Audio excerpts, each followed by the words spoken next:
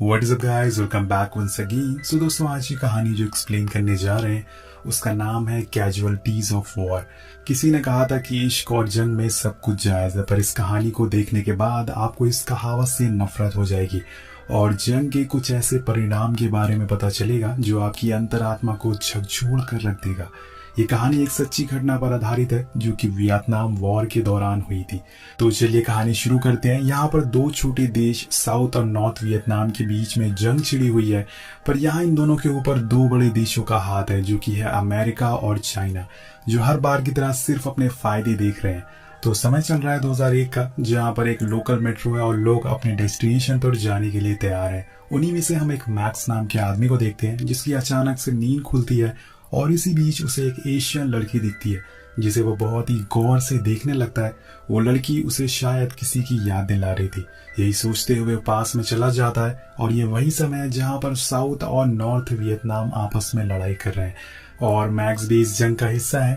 वो अपने ग्रुप के साथ साउथ वियतनाम में नाइट पेट्रोलिंग कर रहा है। यहाँ वो लोग वियतकॉम नाम के ट्राइबल ग्रुप को ढूंढ रहे हैं क्योंकि ये ग्रुप दुश्मनों का साथ दे रहा है और लगातार उन पर हमले करता जा रहा है। तभी मैक्स का दोस्त हेचर उसे कहता है कि दोस्त तुम्हारे नीचे से कुछ आवाजें आ रही है। तो वो कहता है कि हाँ, ये शायद वियतकॉम वालों की बनाई हुई सुरंग होगी। अब ये लोग आगे बढ़ ही रहे होते हैं कि तभी वहाँ दुश्मनों का ग्रुप आ जाता है और इन पर अंधाधुंध फायरिंग करने लगता है। मैक्स खुद को बचाने के चक्कर में उसी सुरंग में गिर जाता है और दुश्मनों के ग्रुप के लोग लगातार इन पर फायरिंग कर रहे थे, पर सही समय पर ये सभी दुश्मनों को मार देते हैं और कैप्टन आके मैक्स को बचा लेते हैं।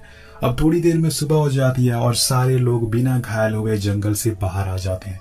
मैक्स का पूरा ग्रुप एक गांव में पहुंचता है जहां उसका दोस्त ब्राउनी उससे पूछता है कि तुम यहाँ कब से रह रहे हो? तुम्हें देखने से लगता है कि तुम काफी समय से इस ग्रुप का हिस्सा हो।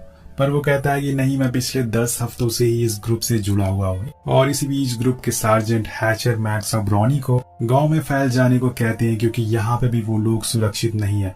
अब दोनों साथ में गांव में घूमने लगते हैं जहाँ उन्हें कुछ बच्चे भी मिलते हैं जिनके साथ वो खेलने लगते हैं। वो बच्चे उन्हें खाने के लिए एक आम देते हैं और तभी सार्जेंट उस आम को लेके फेंक देते हैं और उसे बताते हैं कि यहाँ कोई भी चीज ऐसे मत खाना, हो सकता है कि उसमें वो चीज फट जाए और तुम्हारी वही मौत हो जाए। यहाँ कौन वियतकॉम है कौन गांव वाला है हमें कुछ भी पता नहीं है। इन लोगों के दिए हुए खाने से तुम कुछ ही पल में मारे जा सकते हो। पर मैक्स उनकी बातों पर गौर नहीं करता क्योंकि जिन्होंने उसे आम दिए थे वो कुछ ही साल के बच्चे थे जो ऐसा किसी को मारने का सोच भी नहीं सकते थे। इसके बाद वो अपने दोस्त के साथ गांव घूमने लगता है और सभी सोल्जर आराम करने लगते हैं। पर सार्जेंट की कही हुई बात सच हो जाती है और एक गोली आकर ब्राउनी के सीने में लगती है और वो वहीं गिर जाता है। इसके बाद लगातार गोलियां चलना शुरू हो जाती है और सार्जेंट और उनकी टीम गोलियां का जवाब देते हैं। और इधर गोली लगने से ब्राउनी कहता है कि मैं अच्छा महसूस नहीं कर रहा हूँ, मेरा दम घुट रहा है। और तब सार्जेंट उसके गले से निकलते हुए खून को रोकने की कोशिश करते हैं, पर वो इस काम में कामयाब नहीं होते और धीरे धीरे ब्राउनी की हालत खराब होती जा रही थी। लेकिन कुछ ही पल में वहां आर्मी का हेलीकॉप्टर आ जाता है जो ब्राउनी को फौरन कैंप लेके आ जाता है उसका इलाज करने के लिए। अब सीन शिफ्ट होता और कैंप में सारे सैनिक एक दूसरे से ब्राउनी के बारे में ही पूछ रहे थे, वो कैसा है। तभी सार्जेंट बताते हैं कि उसकी मौत हो गई है और उसका खून बहुत ही ज्यादा बह गया था। ये सुन के पूरे कैंप में सन्नाटा छा जाता और सभी लोग उदास हो जाते हैं। साथ में उन्हें गुस्सा भी आता है कि उस गांव वालों की वजह से उनका दोस्त आज उनके बीच में नहीं है। तभी एक सोल्जर क्लियर से कहता है कि मुझे तो इस जगह से नफरत हो गई है, खासकर उस गांव से। हम कब तक ऐसे ही मरते रहेंगे और मेरा बस चले तो मैं उस गांव के लोगों को मार डालूं। अब कुछ ही देर बाद रात हो जाती है और सार्जेंट कुछ सैनिकों के साथ गांव की तरफ जाने के लिए निकलते हैं, पर गेट पर उन्हें एक सोल्जर रोक लेता है ये कहते हुए कि आप लोग वहां नहीं जा सकते जब तक लेफ्टिनेंट का कोई ऑर्डर नहीं आ जाता और आपके पासेस भी कैंसिल कर दिए गए। ये सुन के सार्जेंट बहुत ही गुस्से में आ जाता है और उस पर चिल्लाने लगता है, लेकिन इन सब का कोई भी फायदा नहीं होता और सारे निराश होकर वापस कैंप में आ जाते हैं। इसके बाद सार्जेंट टोनी अपने ग्रुप के मेंबर को अपनी नेक्स्ट डेस्टिनेशन के बारे में बताते हैं जो कि एक काफी खतरनाक हिल है और वो बताते हैं कि वहाँ काफी वियतकॉम मिल सकते हैं, लेकिन ऊपर से ऑर्डर आया है कि शूटिंग नहीं करनी है जब तक वो लोग हम पर गोलियां ना चलाएं। इसके बाद वो कहता है कि हम जब यहाँ से जाएंगे तो गांव से एक लड़की को उठा लेंगे ताकि रास्ते में हमें बोरियत ना हो।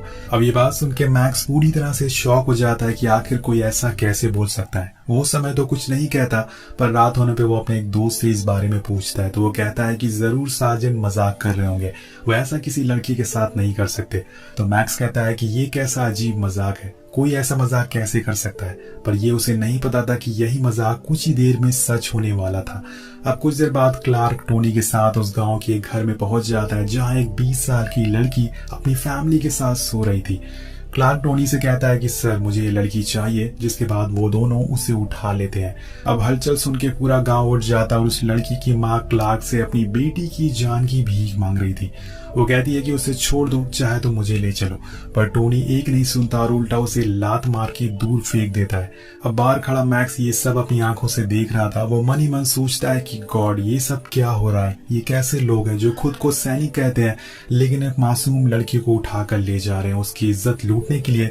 क्लार्क उस लड़की को लेके गांव से बाहर जाने लगता है और वो अपनी इस करतूत पे हंस रहा था जैसे कि उसने बहुत ही बड़ा काम करा हो।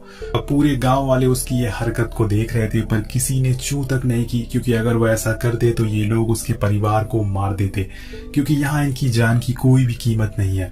उन लोगों के जाने के बाद मैक्स उस लड़की की फैमिली के पास जाता है और एक धीमी आवाज में उससे माफी मांगता है, कहता है आई एम सॉरी।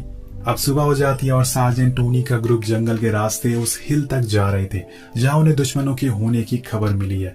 तभी रास्ते में उसके पास मैक्स आके कहता है, सार्जेंट ये हम क्या कर रहे हैं? इसे तो किडनैपिंग कहते हैं। मैंने सोचा था कि आप मजाक कर रहे हैं, ये बहुत ही गलत हो रहा है। और ये सुनकर टोनी उस पर गुस्सा हो जाता है और उसे आगे हैचर को कवर करने के लिए भेज देता है, क्योंकि सार्जेंट को इस बात की कोई भी फिक्र नहीं है कि इस लड़की के साथ अब क्या होने वाला है। अब मैक्स हैचर के पास जाता है और उससे भी यही सवाल पूछता है, तो वो कहता है कि हाँ, ये तो सार्जेंट ने लाजवाब काम किया है, हमें ये पहले ही करना चाहिए था, आर्मी वाले यही तो करते हैं। मैक्स उसका जवाब देते हुए कहता है कि तुम खुद को सैनिक कैसे कह सकते हो, ऐसा काम कैसे कर सकते हो? हम लोग इन लोगों की मदद करने आए हैं, ना कि इनकी इज्जत लूटने के लिए, और आर्मी लोगों की जान बचाती है, ना कि उनकी जान लेती है। अब हैचर को ये बात बुरी लगती है, इसलिए वो वहां से चला जाता है, पर मैक्स को अभी भी इस सवाल का जवाब चाहिए था कि आखिर उन्होंने ऐसा क्यों किया। कुछ देर बाद पूरा ग्रुप एक जगह रुक कर आराम करता है। तब वो जाके सार्जेंट टोनी से कहता है कि हमने ऐसा क्यों किया। तो सार्जेंट बताता है कि हमने इसे वियतकॉम सस्पेक्ट के तौर पर उठाया है। हमारे बीच एक वियतकॉम लड़की है और हमें उसके साथ फन करना चाहिए, मजे करना चाहिए। पर मैक्स कहता है कि ये झूठ है, ऐसा कुछ भी नहीं है। ये लड़की सिर्फ एक मासूम किसान की बेटी है। लेकिन सार्जेंट टोनी एक बहुत ही बुरा आदमी था। वो मैक्स को चिढ़ाने के लिए कहता है कि हम में से कोई वियतकॉम नहीं है, लेकिन ये लड़की है और तुम ये बात नहीं जानते, और उस लड़की के बाल पकड़कर खींचने लगता है। अब मैक्स से ये जुल्म देखा नहीं जाता, लेकिन वो मजबूर था। सार्जेंट टोनी उसका सीनियर था, अगर उसने उसके खिलाफ कुछ भी बोला तो वापस भेज दिया जाएगा या फिर उसे जेल भी हो सकती है। अब सारे लोग आगे बढ़ते हैं, पर यहाँ इस लड़की पर एक और जुल्म किया जाता है। सबने अपना सामान उस मासूम सी 20 साल की लड़की के कंधों पर डाल दिया था। वो उसे पूरी जंगल पैदल चला रहे थे और उसके पैरों में छाले भी पड़ गए थे, जिसमें से अब खून भी आने लग गए थे। और कुछ देर बाद सारे लोग एक पुराने कॉटेज पे पहुंचते हैं जहां वो लोग आज आराम करने के लिए रुकते हैं। हैचर और क्लार्क आगे का रास्ता देखने चले जाते हैं और तभी मैक्स उस लड़की को देखता है जो बिल्कुल सहमी हुई थी। वो लोग उसे अब मैक्स उस लड़की के पास जाता है और उसे पीने के लिए पानी देता है और तभी वो देखता है कि उसकी पीठ पे चोट के निशान है। वो एक टॉवल भिगाकर कहता है कि आओ मैं तुम्हारी चोट साफ कर दूं, पर वो लड़की रोने लगती है और उसे लग रहा था कि मैक्स भी औरों की तरह बुरा है। लेकिन मैक्स उसे बातें करने की कोशिश करता है और उसे अपने साथ कंफर्ट कराता है। वो कहता है कि मुझे अपना दोस्त समझो, मैं तुम्हें चोट नहीं पहुंचाऊंगा, और ये बोलते हुए वो उसके चोट को साफ कर देता और फिर एक बार चुपचाप बैठ जाता है। उसे ये सब बिल्कुल भी पसंद नहीं आ रहा था जो सार्जेंट उस लड़की के साथ कर रहा था, पर वो कुछ भी नहीं कर सकता था, वो मजबूर है। अब कुछ देर बाद सार्जेंट टोनी आके उसके साइड में बैठ जाता है और फिर मैक्स को लेके उस लड़की के पास जाता है। इसके बाद उस लड़की के हाथ बांधने लगता है और एक बहुत ही शॉकिंग बात बोलता है। वो मैक्स से कहता है कि इस लड़की के साथ तुम गलत काम करोगे।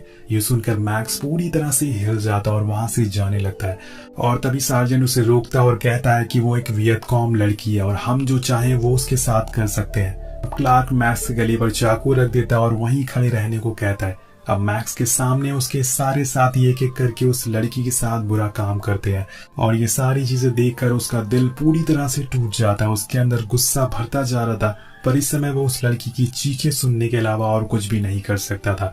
कुछ देर बाद रात हो जाती है और फिर सारे लोग साथ में बैठे रहते हैं, जहां क्लार्क अपनी इस करतूत को सबको हंसते हुए बता रहा था।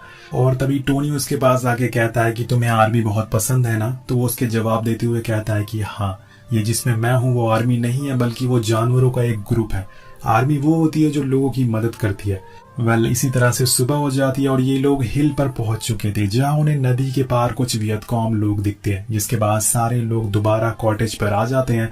तब क्लार्क और उसके साथी हिल पर वापस जाते हैं, ये देखने के लिए क्या उनकी मदद करने कोई आया है या नहीं, और वो मैक्स को वहीं उस लड़की पर नजर रखने के लिए कहते हैं।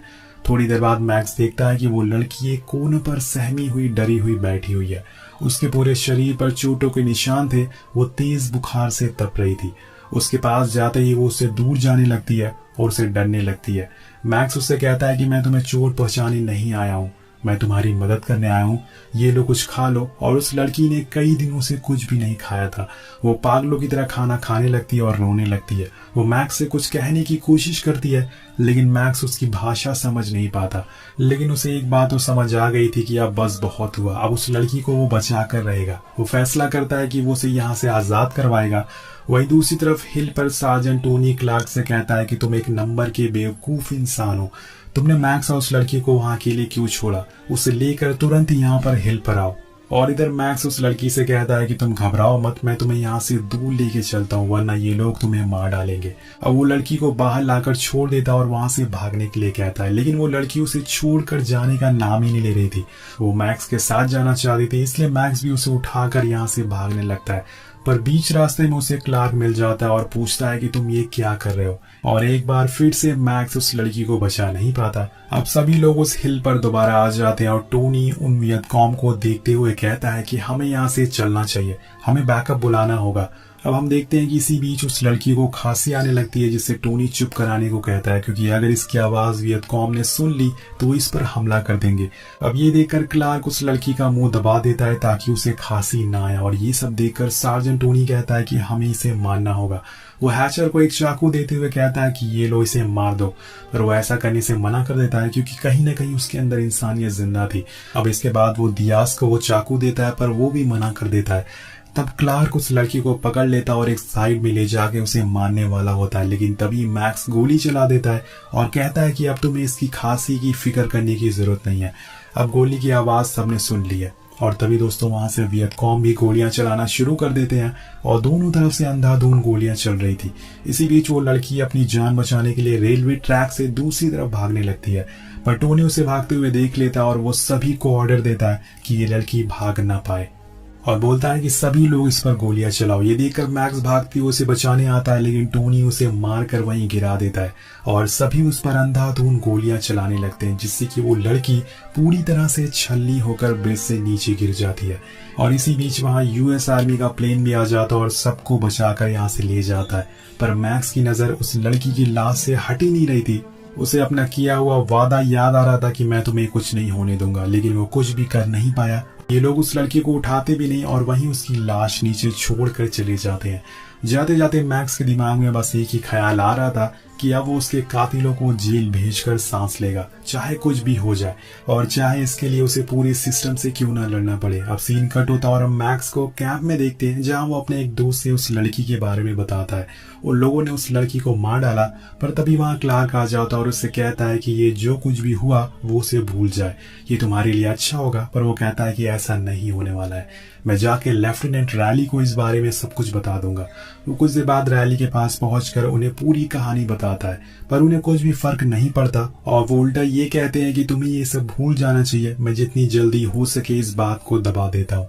अब रैली की ये हरकत देखकर मैक्स गुस्से में आ जाता है, पर यहाँ एक बार फिर से यस सर के नीचे दब जाता है। मैंने आपसे कहा था कि मैक्स को पूरे सिस्टम से लड़ना होगा। अब कुछ दिन बाद हम देखते हैं कि एक गांव में एक आग लग जाती है, जहां पे मैक्स कुछ लोगों को रेस्क्यू करने जाता है, जहां वो अपने दोस्तों को इस बारे में बताता है, पर वो भी चुप रहने की सलाह देते हैं और कहते हैं कि तुम सभी लोगों से नहीं लड़ सकते। और इसी बीच वहां फिर से फायरिंग होने लगती है, जिसमें एक सोल्जर शहीद हो जाता है। और तभी मैक्स उस सोल्जर को देखते हुए अपने दोस्त से कहता है कि ये आर्मी है, यहाँ पे हम जैसे लोग लोगों की मदद करते हुए शहीद होते हैं, ना कि किसी की जान लेने के लिए बने हैं। और जो उस लड़की के साथ हुआ, मैं उसे इंसाफ दिला के रहूंगा, चाहे कुछ भी हो जाए। हमें गांव वालों की मदद करनी चाहिए ताकि उन्हें हम पर भरोसा हो। कब तक ऐसे ही हमारे जवान मरते रहेंगे। अब यहाँ से सीधा वो कैप्टन के पास जाता है और उन्हें कहता है कि मैं आपको कुछ बताना चाहता हूँ, पर वो कहते हैं कि मुझे लेफ्टिनेंट रैली ने सब कुछ बता दिया है और अच्छा होगा कि तुम भी जो भी हुआ उसे भूल जाओ। मैक्स कहता है कि मैं उस लड़की की चीखें कैसे भूल सकता हूँ सर। तो कैप्टन गुस्से में कहते हैं कि मैंने भी चीखें सुनी हैं अपने अमेरिकन सोल्जर की जो हर रोज तड़प कर मर रहे हैं। तुम क्या चाहते हो, मैं उन्हें जेल भेज दूं जो हमारे देश के लिए यहाँ पर लड़ाई कर रहे हैं? ऐसा कभी भी नहीं होने वाला है। ये सुनकर मैक्स बोलता है कि लोगों को पता चलना चाहिए कि हम लोगों की मदद नहीं बल्कि उन्हें मारने यहाँ पर आए हैं, और ये बात बाहर आकर रहेगी। ये बोल के वो अपने कैंप में चला जाता है, पर उसके कैंप के अंदर टोनी और उसके साथियों ने उसे मारने का प्लान बनाया हुआ था। वो उसे ग्रेनेड से उड़ाने वाले थे, लेकिन मौका देखकर वो बाहर कूद जाता है और उसकी जान बच जाती है। लेकिन अब वो अपने गुस्से पर काबू नहीं कर पाता और वो सीधा टोनी के पास जाता है जहाँ वो पार्टी कर रहे थे। वहां जाके वो क्लार्क को खींच कर एक मारता है और कहता है कि तुम्हें मुझे मारने की जरूरत नहीं है, क्योंकि कोई भी मेरी बात नहीं सुन रहा है। तुम लोग आजाद घूम सकते हो एक बेकसूर लड़की को मारकर, और गुस्से में यहाँ से चला जाता है। अब यहाँ पूरा सिस्टम उसके खिलाफ था, जिससे कि उस लड़की के कातिलों का फायदा होता है और मैक्स का ट्रांसफर हो जाता है। लेकिन जाने से पहले वो एक बार बार में बैठा होता है कि तभी वहाँ एक कैप्टन आके उससे बातें करने लगते हैं। अब वो मैक्स को उदास देख के वो उसके पीछे की वजह बताने को कहते हैं, और उन्हें लग रहा था कि मैक्स को अपनी फैमिली की याद आ रही थी। इसलिए कैप्टन उसे समझाने लगते हैं और पूछते हैं कि तुम उदास क्यों हो। अब मैक्स उन्हें कहानी बताना चालू कर देता और कहता है कि हम लोग पेट्रोलिंग पर थे और तभी मेरे साथियों ने एक लड़की को उठा लिया और उसके साथ गलत काम किया, लेकिन मैं कुछ भी कर नहीं पाया, मैं फेल हो गया। और ये बताते हुए वो रोने लगता है। और फिर अगले दिन हम देखते हैं कि एक टीम उस लड़की के लाश के पास पहुंच जाती और उसका इन्वेस्टिगेशन शुरू हो जाता है, जिसके बाद टोनी और उसके साथियों को पूछताछ के लिए बुलाया जाता है और वो सारे अपने गुनाह तो कबूल कर लेते हैं, पर उन्हें ये सब करने का कोई भी पछतावा नहीं हो रहा था। वो मुस्कुरा रहे थे। अब लास्ट में सार्जेंट टोनी को भी बुलाया जाता है और सीनियर उस पर खूब चिल्लाते हैं कि तुम एक लड़की को कैसे मार सकते हो, उसे खांसी आ रही थी इसलिए तुमने उसे जान से कैसे मार दिया। ये कहाँ का लॉजिक है। सभी सीनियर उसे खरी खोटी सुनाते हैं और फिर सभी को दोषी पाया जाता है और कोर्ट उन्हें सजा सुनाना शुरू कर देता है। यहाँ पर दियास को 8 साल की सजा होती है और हैचर को 15 साल की, और क्लार्क को उम्र कैद की सजा होती है और सार्जेंट टोनी को 10 साल की सजा सुनाई जाती है।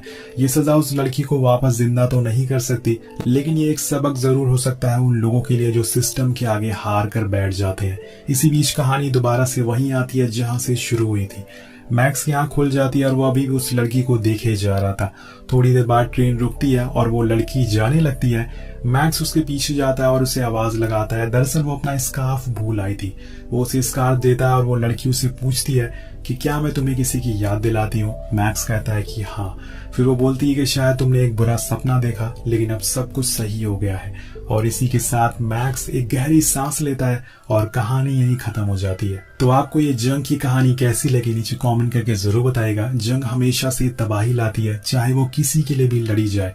आपकी इस पे क्या राय है नीचे कमेंट करके जरूर बताइएगा। मिलते हैं आपसे अगली वीडियो में। Thank you so much.